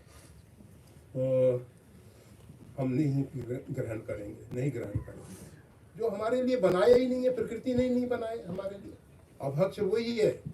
प्रकृति ने जिस प्रकार का रस वैज्ञानिक शोध के द्वारा, आप सब जांच करके देख लो कि आपके अंदर जो लार रस भोजन पचाने का बन रहा है वो शाकाहार के लिए है अथवा मांसाहार के लिए है। किस रस के द्वारा आपका भोजन पच रहा है? प्रकृति ने आपको जो बनाया है उसके विपरीत जाओगे तो आप सब हम सब कोई भी हो दुखी होंगे। मदिरा ने कैसे बुद्धि को बदल दिया। और बहुत से लोग कहते हैं मदिरा से कुछ नहीं होता, परंतु जब हमारी बुद्धि भ्रष्ट होती है, आपको एक बहुत रहस्य की बात बता दें, जीवन में हार्ट अटैक और ब्रेन हेमरेज ये मदिरा की देन है। ऐसे भयंकर रोग, क्योंकि मदिरा क्या करती है, आपके ज्ञान तंतुओं को जड़ बनाती है, उनमें जड़ता लाती है। आपको भगवान ने विचार के लिए ज्ञान तंतु दिए हैं, सोचने समझने के लिए दिए हैं।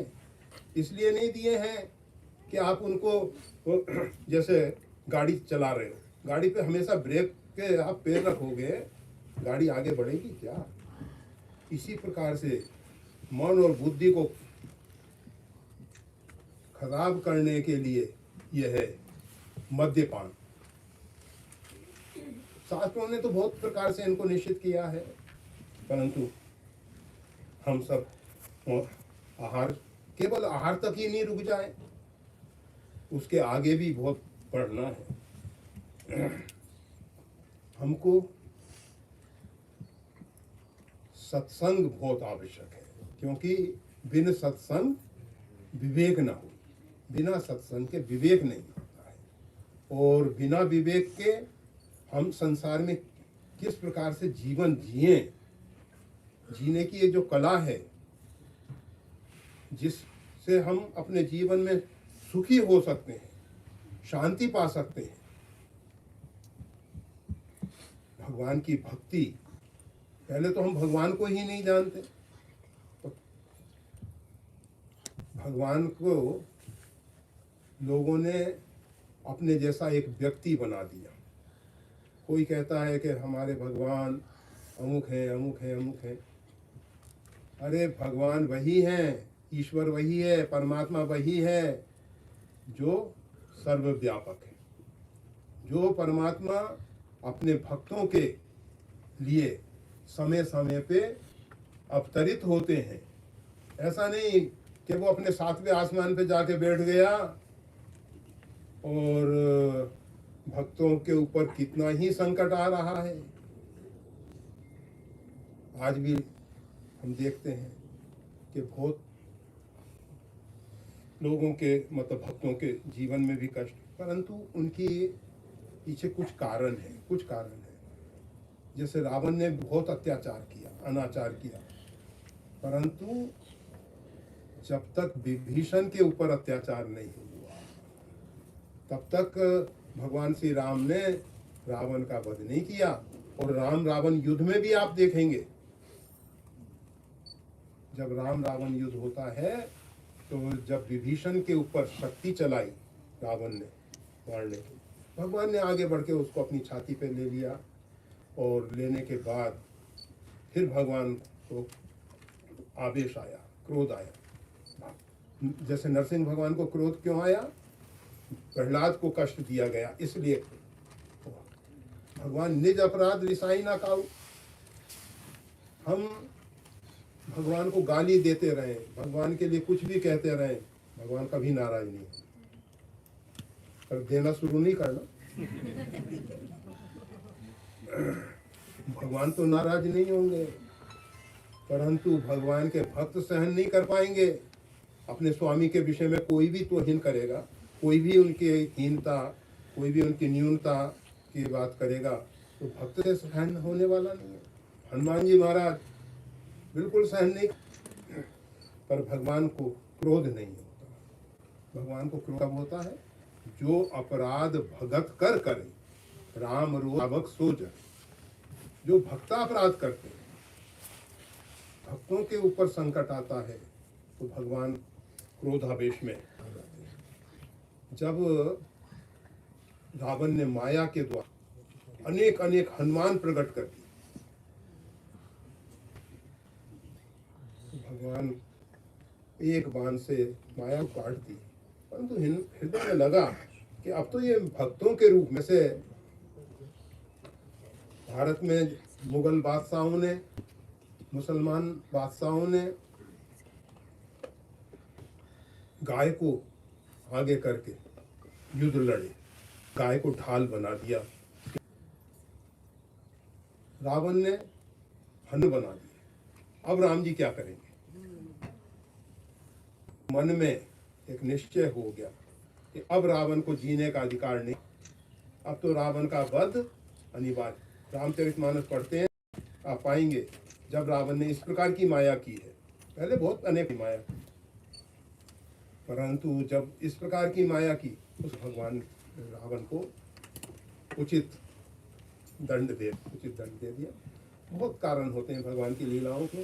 तो अगर हम अपने जीवन में परम सुख, परम शांति चाहते हैं, तो हमको संतों का संग कर, संतों से विवेक मिलेगा, समझ आएगी, हमको जीने की कला मालूम पड़ेगी कि किस प्रकार से जीवन जीना चाहिए। संत हमको एक आचार संहिता देते हैं कि किस प्रकार से जीवन जीना, और जब हम संतों के माध्यम से जीने की कला सीखते हैं, तो इसी जीवन में मरने के बाद स्वर्ग और मोक्ष जिन्होंने देखा और सोचा, अच्छा हमें तो इसी शरीर में वर्तमान में ही सुखी होना है, हम कल की अपेक्षा ना करें। पता नहीं वो कल आएगा या नहीं आएगा। जीवन का, आयुष का कोई का नहीं है, कोई भरोसा नहीं है। निश्वासे नहीं विश्वासा कदा रुदो भविष्य। ये श्वास जो आ रही है, दूसरी आएगी या नहीं आएगी, इसका कोई भरोसा नहीं। इसलिए अभी से, आज से ही, वर्तमान से ही हम दृढ़ संकल्प लें। आज संक्रांति का दिन है ना बड़ा पवित्र दिन है। वृष राशि पर सूर्य का संक्रमण हुआ है, तो अपने जीवन में भी ये क्या है, आप देखते हो, संक्रांति, अमावस्या, पूर्णिमा, उत्तरायण, दक्षिण, ऐसे पर्वों को हम विशेष रूप से परमात्मा की आराधना का दिन बना देते हैं। पूर्णिमा को बहुत से लोग सत्यनारायण की कथा करते हैं, अमावस्या को विशेष प्रकार की आराधना उपासना, तो उत्तरायण होते हैं तो भले गुजरात में पतंग उड़ाते हो, परंतु उसके साथ उत्तरायण में पवित्र सलिलाओं में स्नान होता है, और यथासंभव आत्म कल्याण के लिए जो भी उपाय हैं उनको अनुसरण किया जाता है। यज्ञ, भोज, भंडारे होते हैं, सब होते हैं। तो ये काल महीने गए। फिर आप देखते हो नवरात्र, चैत्रीय नवरात्र, शारदीय नवरात्र, इनमें से 4 नवरात्र होते हैं, परंतु उसमें से 2 लोगों को माने, 2 जो है गुप्त नवरात्र हैं। ये नवरात्र में क्यों उपासना होती है? और हम सब संध्या करते हैं, बहुत से संत महापुरुष फिर संध्या करते हैं। ये जो संधि काल है, दिनों का संधि काल संक्रांत, पक्षों का संधि काल पूर्णमासी अमावस्या, ऋतुओं का संधि काल नवरात्रि, अयन का संधि काल उत्तरायण, दक्षिणायन। तो ये सब संधि काल में परमात्मा की आराधना उपासना उपयुक्त समय होता है। प्रत्येक दिन हम नियम से, जिस समय हम तो के रहने वाले हैं भाई, और भारत के विषय में ही बात करते हैं। आप सब भारतीय यहाँ आके बसे हो, अच्छी बात है, रहो। वैसे तो भूमि सप्त सागर मेखला, एक भू बृहस्पति को सप्त सागर पर्यंत एक भगवान शिव का अखंड राज था, सप्त सागर पर्यंत, भूमि सप्त सागर मेखला, एक भूप रघुपति कौशल नरेश, भगवान श्री राम कौशलाधीश, भगवान श्री राघवेंद्र। तो ये जो संधि काल है, प्रातः काल और शाम को, वैसे ये जितने संधि काल बताए इनमें विशेष आराधना होनी चाहिए, परंतु कम से कम प्रतिदिन की जो संध्या है, सूर्यास्त से 2 घड़ी पहले और 2 घड़ी बाद तक संधि काल है। इसी प्रकार से प्रातःकालीन सूर्योदय से 2 घड़ी, घड़ी कहते हैं 24 मिनट का एक घड़ी होता है, 24 घंटे में 60 घड़ी होते हैं। ये हमारे भारतीय ज्योतिष में 60 घड़ी हैं और फिर उसके 60 पल हैं, 60 विपल हैं, मतलब सेकंड से भी बहुत ज़्यादा गणना भारतीय ज्योतिष में होती है। अगर भारतीय ज्योतिष को देखेंगे तो आप सब पाएंगे कि और पूरा ज्योतिष और मतलब वैज्ञानिक तथ्यों के साथ जुड़ा हुआ है, उसके प्रत्यक्ष प्रमाण देखने को मिलते हैं। तो ये जो प्रातः काल समय है और संध्या काल समय है, कुछ समय निकालो, 48 मिनट है, ज़्यादा बहुत लंबा नहीं है,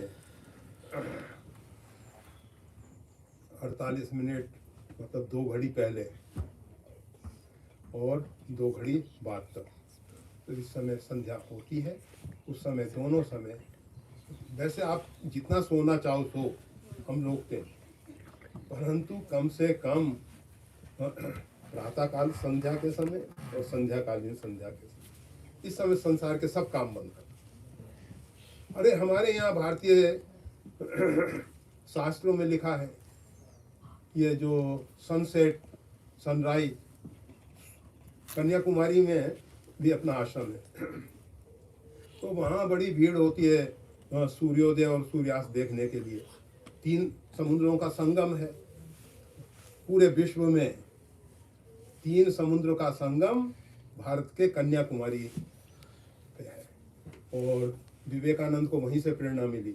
बहुत बड़ा पवित्र तीर्थ है, बड़ा पवित्र तीर्थ है कन्याकुमारी, माँ भगवती आदिशक्ति जगदम्बा का स्थान है। तो वहाँ क्या होता है, एक तरफ समुद्र में से सूर्य नहा होता है और एक तरफ चंद्र डूब रहा होता है, और एक समय चंद्र उदय हो रहा होता है, सूर्य आता है, और सूर्य जल में वो तरंगों में से निकलता हुआ चलता हुआ, तो एक बड़ा बड़ा सुहाना दृश्य होता है। परंतु हमारे शास्त्रकारों ने कहा संध्याकालीन और प्रातःकालीन सूर्योदय और सूर्यास्त को नहीं देखना।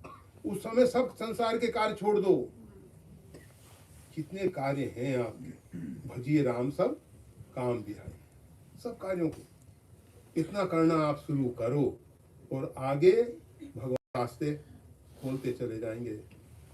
मतलब प्रत्येक दिन थोड़ा थोड़ा समय देना शुरू करो, संध्या समय कुछ नहीं करो, खाली आज्ञा पे और थोड़ा ध्यान केंद्रित करने की कोशिश करो, और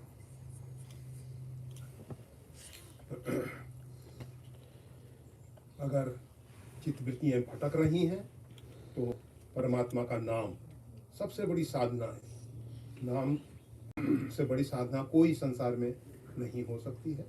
तो बस अंदर से परमात्मा को पुकारो और परमात्मा का नाम जप करो। जप करने में सुनते हुए जप, जीभ हिले नहीं, दांत एक के ऊपर, और जीभ जो है शांति से बैठ जाए दांतों के नीचे, मतलब पीछे, और जप भगवान का नाम उच्चारण और कान में उसकी ध्वनि सुनाई दे, आपकी चित्तवृत्ति एकदम शांत हो गई। और वैसे तो ये संगीत कीर्तन बहुत अच्छा साधन है, बहुत अच्छा साधन है अगर मन को एकाग्र करने के लिए। चित्तवृत्ति कितनी भटक रही है, नाम संकीर्तन, नृत्य बच्चियों ने किया बहुत अच्छा, अभी तो चली गई शायद, कपड़े बदलने गई। नृत्य नृत्य में नर्तक नहीं रहता, केवल नृत्य रह जाता है।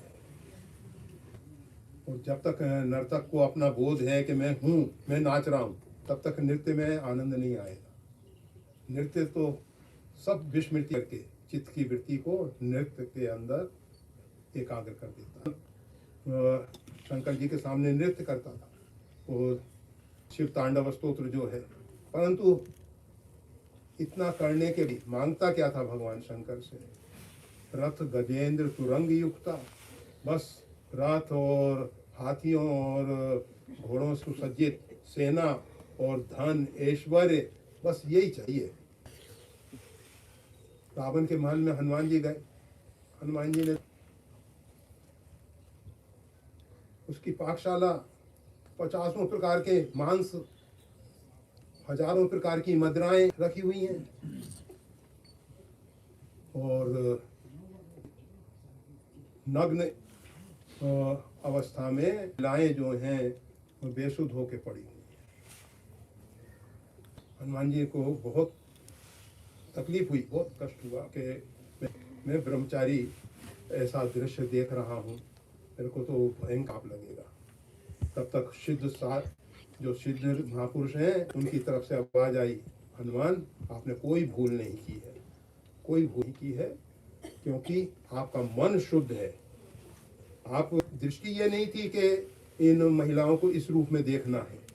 आपदा शोध का पवित्र संकल्प लेके अब सीताओं को खोज करनी है तो महिलाओं में नहीं करोगे तो कहाँ करोगे? तो जो भी है, तो हम ये कह रहे थे संध्या काल में और प्रातः काल भगवान स्मरण करें, जोर से पुकारें भगवान को और नाम संकीर्तन करें, और अगर ये भी नहीं कर सकते नृत्य करें। जिस भी प्रकार से हो भगवान के साथ जुड़ें, चित्त वृत्तियों को भगवान के साथ जोड़ें।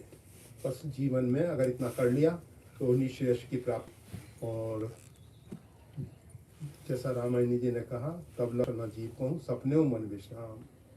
जब तक भगवान का भजन नहीं किया, भजन जिसमें रस की उपलब्धि हो, जिसमें भाव का भंजन करने की सामर्थ्य, भंजनम भजनम रसनम भजनम, तो इस प्रकार से आप 2 घड़ी सुबेरे 2 घड़ी शाम, और जितना अधिक से अधिक करो अधिकम लाभ है। जितना अधिक करोगे अधिक लाभ मिलेगा, परंतु इतना तो कम से कम प्रारंभ कर दें अगर सुख शांति चाहते हैं तो, और नहीं चाहते तो भैया जो इच्छा हो खाओ पियो मौज करो। जय श्री राम। भगवान की जय। महाराज की जय।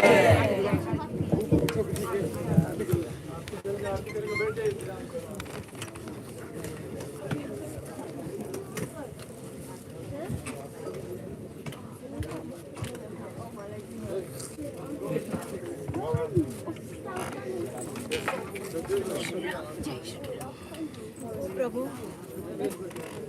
राज सांझ सेवा प्राप्ति करना है।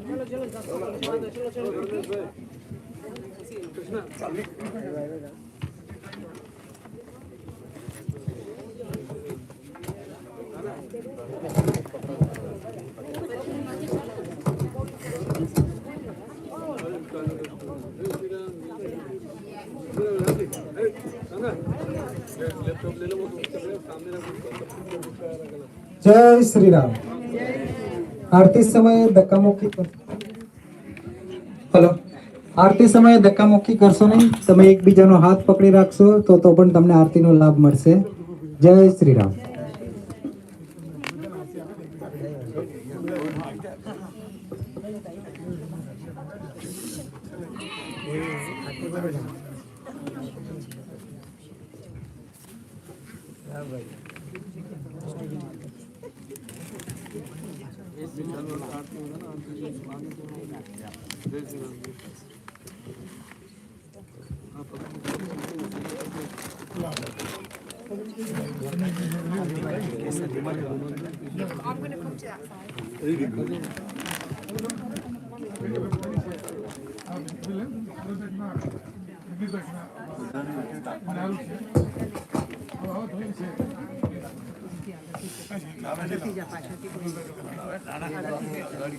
बोलो सतगुरु देव की जय।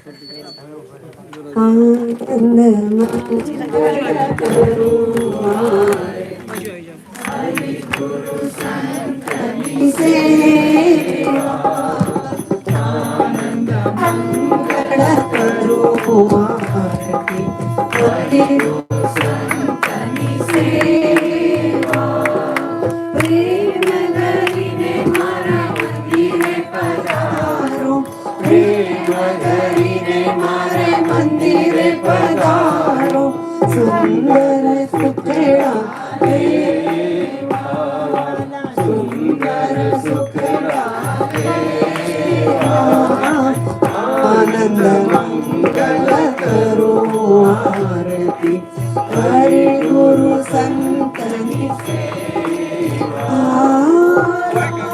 सिंहासन आप विराजो, राज सिंहासन आप विराजो, देवारी जो देवा वाला देवा जो देवा, आनंद मंगल करो आरती हरि गुरु संतनि सेवा।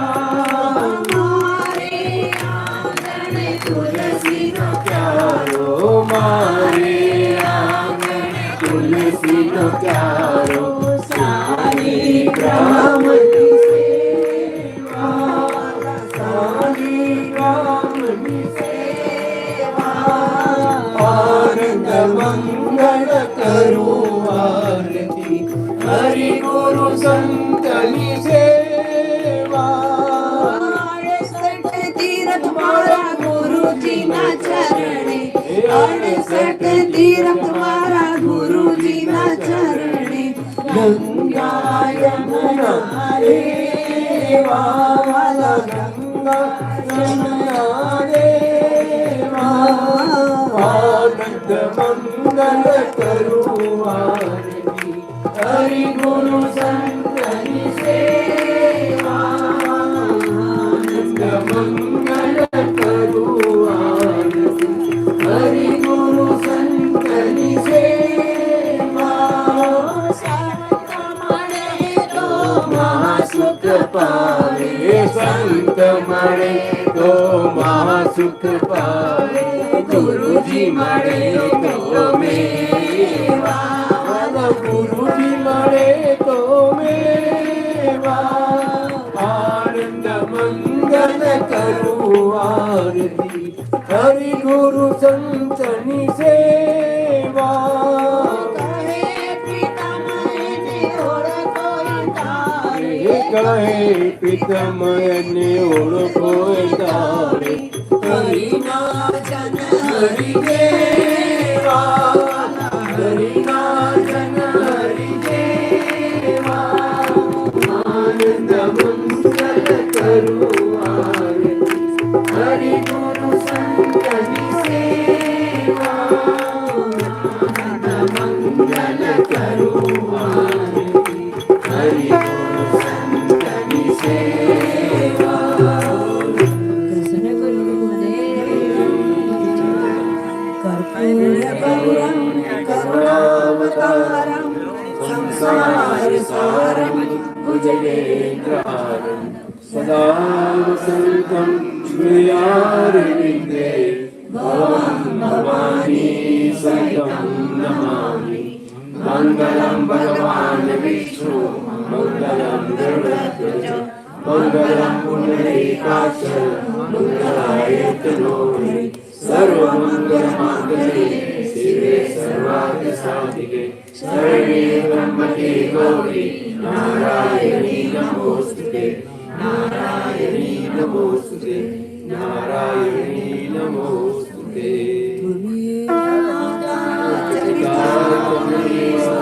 त्वमेव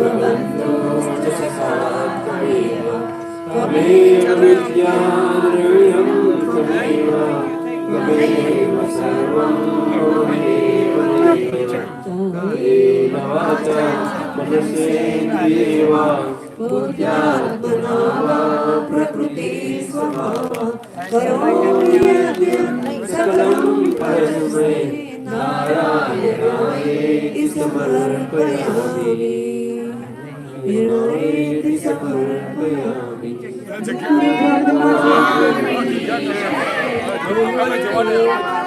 जय सिया राम। रामदास महाराज की जय। रामदास महाराज की जय। राज की जय जय अगर रस्तो करो। जय गुरुदेव को रामायण जी को रेवा दो आवाज आवाज।